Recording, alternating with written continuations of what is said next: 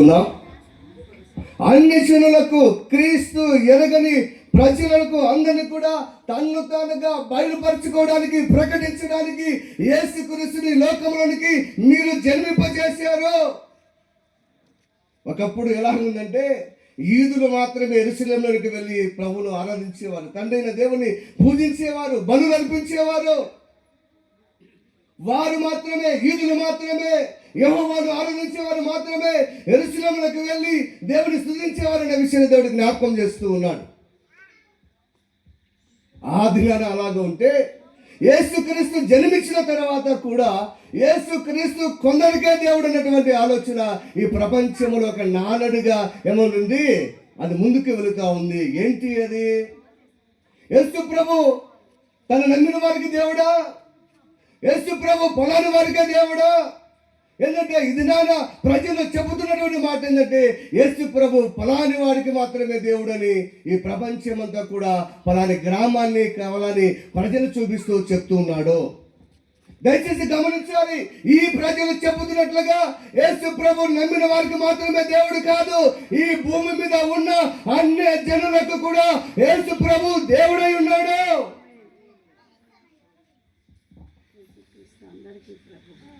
ఈ సత్యాన్ని ఈ సమాజము నేటికి తెలుసుకోలేకపోవడం బాధాకర విషయం. ఆయన ఎందుకంటే అన్య జనులను వెలుగుగా మార్చడానికి, అంటే నిన్ను నీవు బయలుపరచుకోబోతున్నావు. తండ్రి నీ గుణములు యేసుక్రీస్తు ద్వారా అన్య జనుల జీవితంలో కూడా నిన్ను నీవు బయలుపరచుకోబోతున్నావు, నిన్ను నీవు కనపరుచుకోబోతున్నావు. నువ్వు సర్వోన్నతమైన దేవుని కుమారుడవని, సృష్టికర్తమైన దేవుడవని నిన్ను నువ్వు బయలుపరచుకోబోతున్నావని సమూయేలు యేసు ప్రభు ద్వారా జరగబోయే మొదటి కార్యాన్ని జ్ఞాపకం చేస్తున్నాడు. అన్ని జనులు ఎవరు? యేసుక్రీస్తును ఎరుగని వారు, యేసుక్రీస్తు అంటే ఎవరో తెలియని వారు. ఇదిగో నా ప్రేమ దేవుని బిడ్డలారా, యేసుక్రీస్తు ఇదిలో అన్య జనులకు కూడా దేవుడిగా ఉండడానికి, అన్య జనులు కూడా యేసుక్రీస్తును ఆరాధించేవారుగా ఉండడానికి దేవుడు ఎంతకాలం ఈ రాత్రి ఇష్టపడుతూ ఉన్నాడు. ఈ ప్రాంతంలో నా ప్రేమ దేవుని బిడ్డలారా, యేసు ప్రభు ఆయన నమ్మిన వారికి దేవుడే కాదు కానీ ఈ ప్రపంచంలో ప్రతి వారికి కూడా ఆయన దేవుడై ఉన్నాడు. అన్ని జనులు అనగా చీకటిలో నివసించేవారు, చీకటిలో ప్రయాణాన్ని కొనసాగించేవారు, చీకటి అనగా పాపానికి సాదృశ్యముగా పాపములో జీవించేవారు అన్న విషయం దేవుడు జ్ఞాపకం చేస్తున్నాడు. అటువంటి చీకటిలో ఉన్నటువంటి ఈ సమాజాన్ని లేక మనుషులను, ప్రజలందరినీ కూడా యేసుక్రీస్తు మొదటగా ఏం చేయబోతున్నాడంటే ఆ చీకటిని తొలగించడానికి యేసుక్రీస్తు లోకానికి ఎలుగై ఉన్నాడు. గట్టి చెప్దాం హల్లెలూయా, హల్లెలూయా. వెలుగు మాత్రమే నా ప్రేమ దేవుని బిడ్డలారా మనిషి యొక్క జీవితంలో నిండుకొని ఉన్న చీకటిని ప్రారదోలగలిగిన శక్తి ఒక వెలుగు మాత్రమే ఉంది. అంటున్న మాట మనం జ్ఞాపకం చేసుకోవాలి.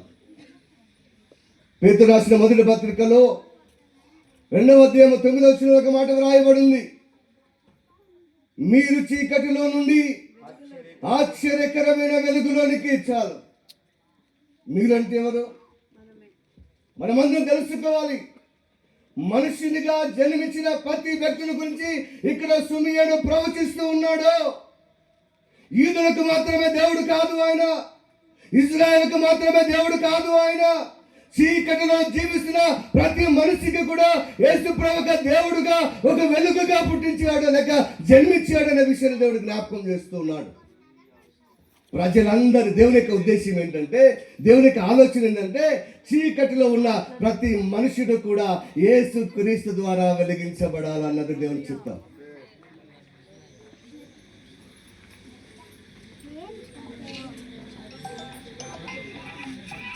దయచేసి మీరు గమనించాలి.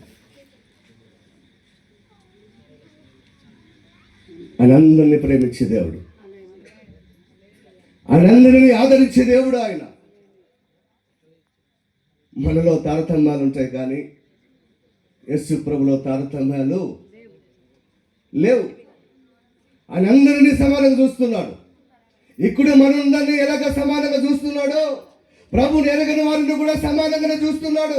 ఆయన దృష్టిలో అందరూ అంతటా మారు మనసు పొందాలని దేవుడు కోరుకున్నాడుగా. చీకటి నుంచి విడిపించాలని దేవుడు కోరుకుంటున్నాడు.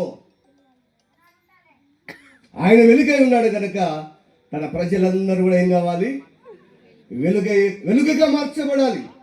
వెలుగుకరమైన జీవితాన్ని జీవించాలి. అది దేవుని యొక్క ఉద్దేశం, అది దేవుని యొక్క ప్రణాళిక.